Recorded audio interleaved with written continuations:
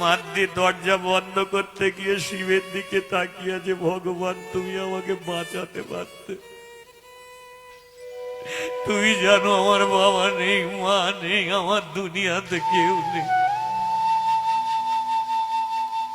তুমি আমাকে রাখতে পারতে মন্দিরে, তুমি আমাকে মন্দির ছাড়া করে আমি কার কাছে যাব, কোন দিকে যাব?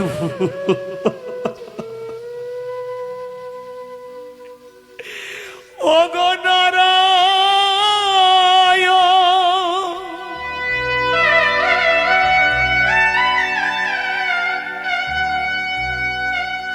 তুমি শিব মধুসূদন,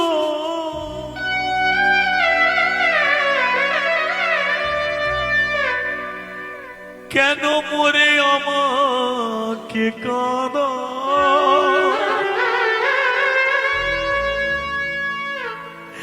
কেন মোরে আমাকে কাঁদা?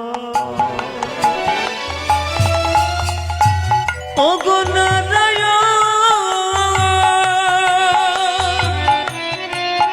তুমি শিব মধুসূদন,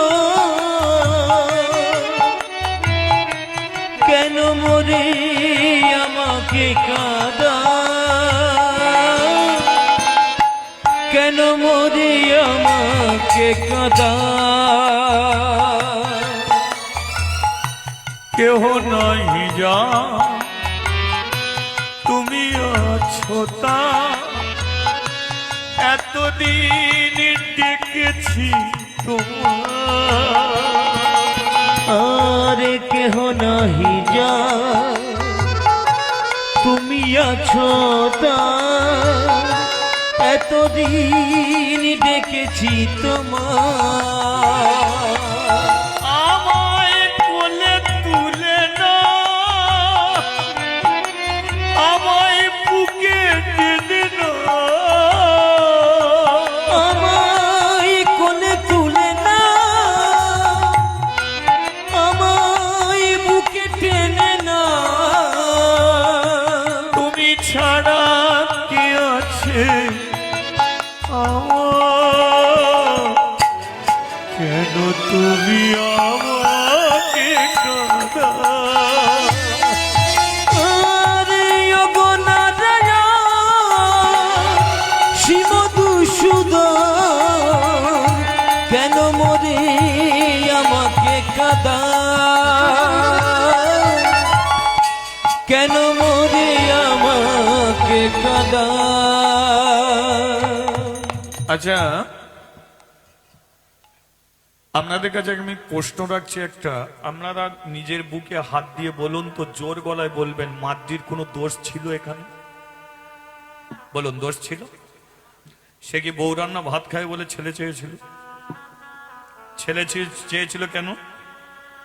মন্দিরে যাতে হরিনাম করবে। তাহলে সে তো নির্দোষ, কোনো দোষ নেই। তাহলে মাদ্রিকে ঠকিয়েছে কে? না না, ভগবান বলে ওকে বলবে না, এমন করো না, জোর গলায় বলুন, কে ঠকিয়েছে? শিব ঠকিয়েছে তো। শিব যদি সত্যিটা বলতো তাহলে মাদ্রি থাকতে পারতো। এবার প্রশ্ন হলো, শিব যদি ভগবান হয় তাহলে আপনারা একটা কথা জানেন, ভগবান যা করে সব কিসের জন্যে? তাহলে আবার বুকে হাত দিয়ে বলুন তো, মাদ্রির কেমন মঙ্গল করেছে? 7 মাসের পেটে বাচ্চা নিয়ে মন্দির ছাড়া হতে হয়েছে, রাস্তায় রাস্তায় ঘুরে বেড়াচ্ছে, তাহলে মঙ্গল হয়েছে তো? তাহলে কি এটা মিথ্যা যে ভগবান যা করে সব মঙ্গলের জন্য? তাহলে এ কথাটা কি মিথ্যা? তাহলে এ কথাটা যদি সত্য হয়, তাহলে মাদ্রির তো জীবনে কিছু না কিছু একটা ফল আছে। তাহলে মাদ্রি তো মন্দির ছেড়ে বেরিয়েছে, এখন আবার মাদ্রির দ্বারাই প্রমাণ করতে চেয়েছিল জমিদার যে ভক্তিতে ভগবানকে পাওয়া যায়। মেয়েটা কি আর প্রমাণ করতে পারবে? তাহলে এদিকে ভোলানাথ তাকে ঠকিয়ে দিল, তাহলে মাদ্রি ভগবান বলছে আমি যা বলি সব, আমি যা করি সব মঙ্গলের জন্য করি। তাহলে এ থেকে কি বুঝছেন? মাদ্রির জীবনে তাহলে কিছু আছে? তাহলে মাদ্রি কি প্রমাণ করতে পারবে ভক্তিতে ভগবান? তাহলে সেগুলোকে যদি জানতেই হয় তো একটু এগিয়ে যাবো না বন্ধ করে দেবো বলুন? আমার কিন্তু সময় হয়ে গেছে।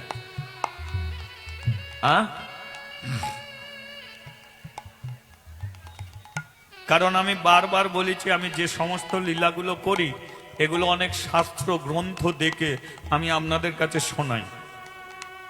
তা এমন জায়গায় আজকে দাঁড়িয়ে গেছি, এখন আমিও যদি না বলি তো তাহলে আপনাদের একটা অপূর্ণ ভাব কিন্তু রয়ে যাবে। আবার মাদ্রির পেটের ছেলে, সেটা আবার কি হলো, মরলো কি বাঁচলো কি? রাধে রাধে। হ্যাঁ, তাহলে দেখা যায়।